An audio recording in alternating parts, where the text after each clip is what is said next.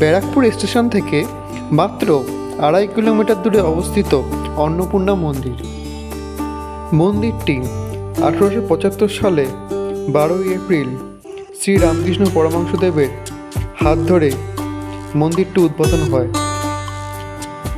অন্নপূর্ণা দেবীর এই মন্দিরটির সঙ্গে দক্ষিণেশ্বরের ভবতারিণী বা নবরত্ন মন্দির খুব সাদৃশ্য আছে।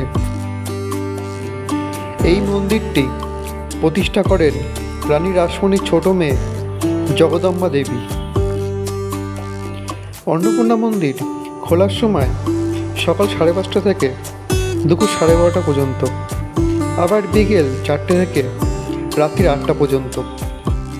অন্নপূর্ণা মন্দিরে প্রতিদিন সকালে মঙ্গল আরতি, দুপুরে অন্নভোগ এবং সন্ধ্যায় সন্ধ্যারতি হয়।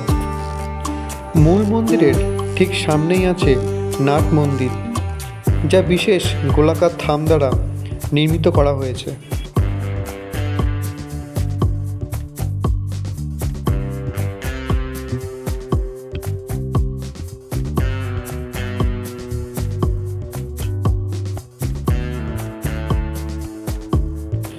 মূল মন্দিরের ঠিক পাশেই 6টি শিব মন্দির রয়েছে, যথাক্রমে কল্যাণেশ্বর, কামেশ্বর, কিন্নরেশ্বর, কেদারেশ্বর, কৈলাসেশ্বর এবং কপিলেশ্বর। মন্দিরে এখানে সারা বছরই নিত্য পুজো করা হয়।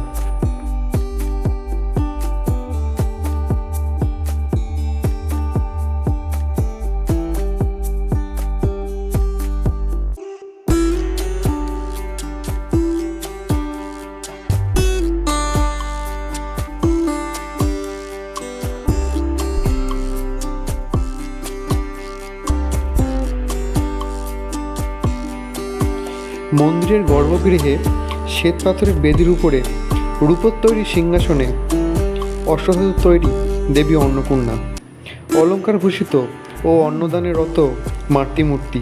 তার ডান হাতে অন্নদান করার হাত এবং বাঁ হাতে অন্নপাত্র। দেবীর ডান পাশে দণ্ডীয়মান রূপোর তৈরি মহাদেব, হাতে ত্রিশূল ও ভিক্ষাপাত্র।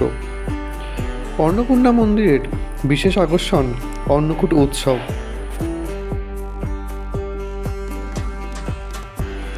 মন্দির থেকে সোজা একটি রাস্তা গিয়েছে, সেই রাস্তা বরাবর গেলে আপনি পাবেন গঙ্গার ঘাট।